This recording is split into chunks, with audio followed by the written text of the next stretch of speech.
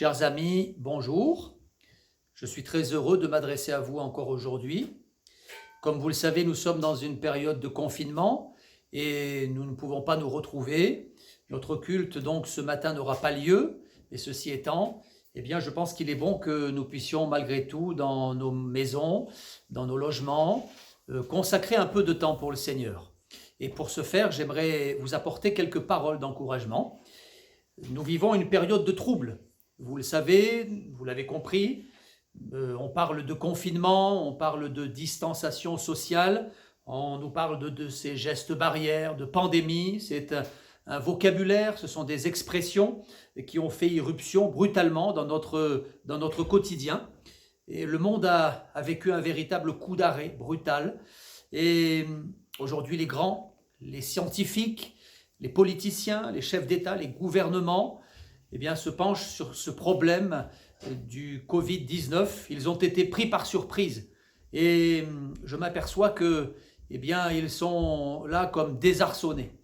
Je me souviens d'ailleurs de ce texte de la parole de Dieu que vous connaissez, où il est écrit que quand les hommes diront paix et sûreté, alors une ruine soudaine les surprendra, comme les douleurs de l'enfantement surprennent la femme enceinte. Et je crois qu'effectivement, le monde a été pris par surprise. Et aujourd'hui, c'est le trouble qui règne. Et ces grands bouleversements sociétaux, je le pense, sont des éléments anxiogènes. Notre monde a peur. L'angoisse est là, on la sent palpable, présente. Et je pense qu'effectivement, tous ces grands changements, ont de quoi jeter le trouble dans les cœurs. Alors j'aimerais justement vous parler du trouble. Pour ce faire, j'aimerais vous proposer de lire un texte qui se trouve dans l'évangile de Jean et que vous connaissez pour beaucoup, au chapitre 13 et au verset 36. Il est écrit que Simon-Pierre s'adressa à Jésus et je lis ceci, Simon-Pierre lui dit « Seigneur, où vas-tu » Jésus répondit « Tu ne peux pas maintenant me suivre où je vais, mais tu me suivras plus tard. » Seigneur, lui dit Pierre, « Pourquoi ne puis-je pas te suivre maintenant ? Je donnerai ma vie pour toi. » Jésus répondit, « Tu donneras ta vie pour moi ? En vérité, je te le dis, le coq ne chantera pas que tu ne m'aies renié 3 fois. Que votre cœur ne se trouble point. Croyez en Dieu et croyez en moi. Il y a plusieurs demeures dans la maison de mon Père. Si cela n'était pas, je vous l'aurais dit. Mais maintenant, je vais vous préparer une place. » Voilà donc un dialogue entre Jésus et Simon-Pierre. Et Jésus s'adresse à l'apôtre en lui disant, et en s'adressant aussi à ses autres disciples, que votre cœur ne se trouble pas. Alors, je crois que nous avons parlé de ces grands changements sociétaux, nous avons parlé de ces bouleversements, cette pandémie qui se propage aux 4 coins de la planète, et je pense que ces choses peuvent susciter du trouble chez certains chrétiens, dans nos églises, dans nos assemblées. Alors j'aimerais parler du trouble pendant quelques minutes. Quelles sont ces choses qui peuvent nous troubler d'une manière générale?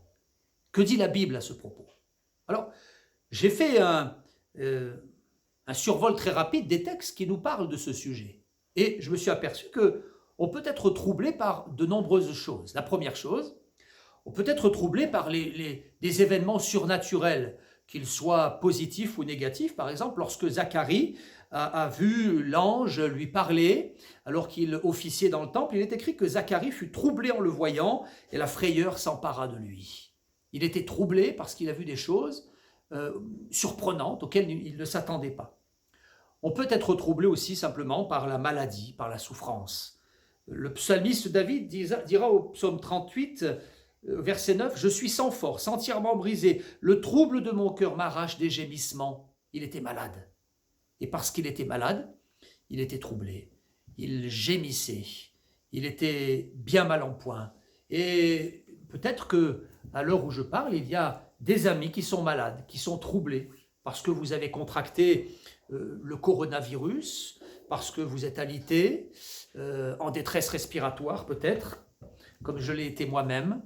Et je comprends que vous puissiez être troublé par ces choses-là, mais écoutez bien la suite. Écoutez bien la suite. Dans quelques instants, nous allons y revenir Je continuerai mon survol. Il est dit dans l'Épître aux Galates, au chapitre 1er, il y a des gens qui vous troublent. Des gens qui vous troublent et qui veulent renverser l'évangile de Christ.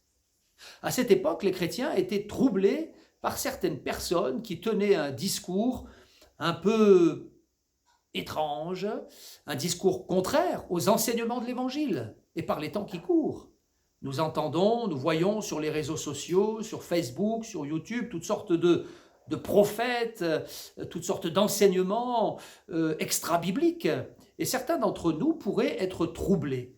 D'ailleurs, je lis aussi dans l'épître de Paul aux Thessaloniciens, « Pour ce qui concerne l'avènement de notre Seigneur Jésus, et notre réunion avec lui, nous vous prions, frères, de ne pas vous laisser facilement ébranler dans votre bon sens et de ne pas vous laisser troubler, soit par quelque inspiration, soit par une parole ou par une lettre qui semblerait venir de nous, comme si le jour du Seigneur était déjà là. » Alors ce texte nous rappelle, nous montre qu'à l'époque de Paul, des hommes distillaient un enseignement pernicieux et troublaient les chrétiens, comme si le jour du Seigneur était déjà là. Et l'apôtre Paul va immédiatement tirer la sonnette d'alarme et mettre en garde les chrétiens. Ne vous laissez pas troubler par ces enseignements. Et aujourd'hui, à l'ère des réseaux sociaux, d'Internet, eh bien, ces enseignements vont bon train. Mais ne nous laissons pas troubler. Malgré les temps difficiles que nous vivons, ne nous laissons pas troubler. Par ces messages pseudo-apocalyptiques qui exploitent les craintes du peuple de Dieu. Gardons notre calme. Je reviendrai maintenant sur la lecture que nous avons faite au début de notre méditation dans l'évangile de Jean. Le Seigneur Jésus s'adresse aux disciples et il dira ceci, « Mes petits enfants, je suis pour peu de temps encore avec vous et vous me chercherez. » Et là, eh bien, les disciples soudain sont dans la crainte, parce qu'ils comprennent que bientôt le Seigneur va partir pour des lieux qu'ils ne connaissent pas encore. Ils vont bientôt être séparés de Jésus, et leur cœur est troublé. Leur cœur est troublé. Alors l'apôtre dira, « Mais Seigneur, où vas-tu ? Où vas-tu » Et il est comme anxieux, il ressent un sentiment d'abandon, et il se sent soudain vulnérable, parce que Jésus va bientôt partir. Où vas-tu ? Où vas-tu ? Alors Jésus dira ceci, que votre cœur ne se trouble pas. Restez dans la paix. Le message du Seigneur, c'est un message apaisant. Il y a des situations où on se sent abandonné, où on ne comprend pas pourquoi la maladie, pourquoi la pandémie, pourquoi l'isolement, pourquoi la souffrance.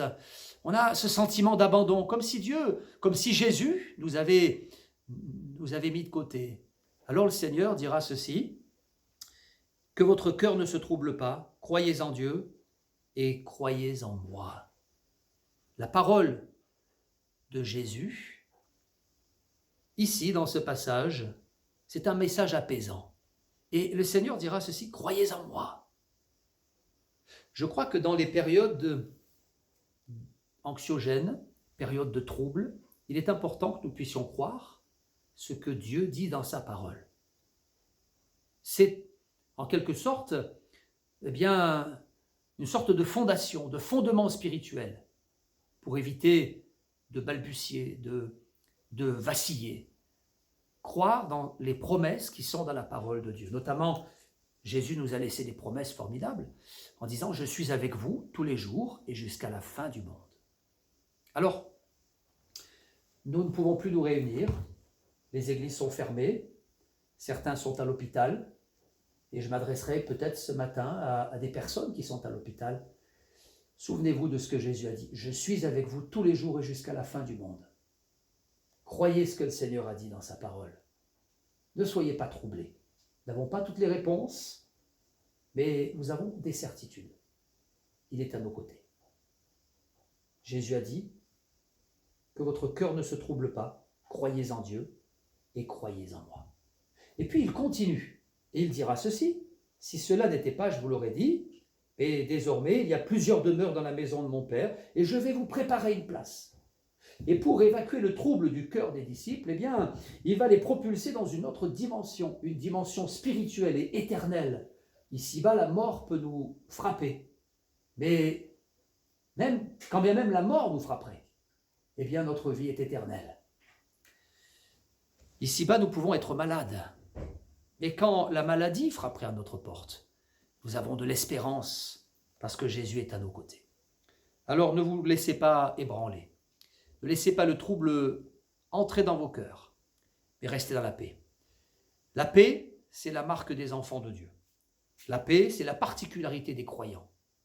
La paix que Dieu dépose en nous, c'est une paix surnaturelle qui dépasse l'intelligence. Alors ne vous troublez pas, croyez en Dieu et croyez en Christ. Que le Seigneur vous bénisse et que vous puissiez chaque jour vous appuyer sur ses promesses. Dans l'attente de nous revoir, je vous souhaite une bonne fin de journée et surtout, soyez dans la paix.